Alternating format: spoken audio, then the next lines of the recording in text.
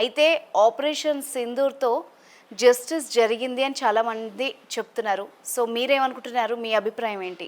మనం ఇచ్చినటువంటిది సింధూర్ ఆపరేషన్ 1 ఫస్ట్ది కనుక తీసుకుంటే మనం స్ట్రైక్ చేసేది ఏంటి అని అంటే, మనం టెర్రరిస్ట్ క్యాంప్ల మీద ఎక్కడైతే ఈ జైషే మహమ్మద్ కానీ ఎల్ఈటి కానీ లష్కర్ ఎ తోయిబా కానీ మన వీళ్ళ ఈ బ్రీడింగ్ సెంటర్స్ ఏమి ఉన్నాయో వాటిని హిట్ చేసి అక్కడి నుండి వచ్చి వీళ్ళంతా టెర్రరిస్టులు వచ్చి ఇదంతా చేస్తున్నారు కాబట్టి దాన్ని అటాక్ చేసి మనం ఒక సిగ్నల్ ఇచ్చాము.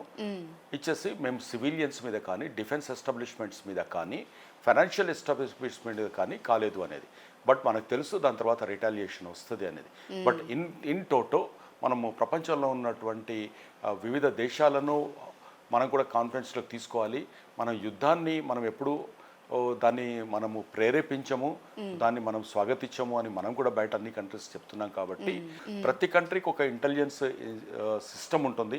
వాళ్ళందరికీ కూడా తెలుసు పాకిస్తాన్ ప్రపంచంలో ఎక్కడ జరిగినా కూడా ఇస్లామిక్ తీవ్రవాదం అనేది ఒక పాకిస్తాన్ అనేది ఒక బ్రీడింగ్ సెంటర్ ఉంది అనేది దాన్ని మనం చేసాం.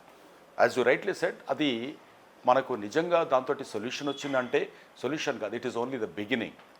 సో మనం భారతీయులుగా మనం కోరుకోవాల్సింది ఏంటంటే అది టెంపరీ రిలీఫ్ కాదు. ఇవాళ మనం పెట్టాము, దాన్ని తృప్తి పడ్డాము అని అంటే ఇంతకుముందు కూడా మనం సర్జికల్ స్ట్రైక్ చేసాం. కరెక్ట్.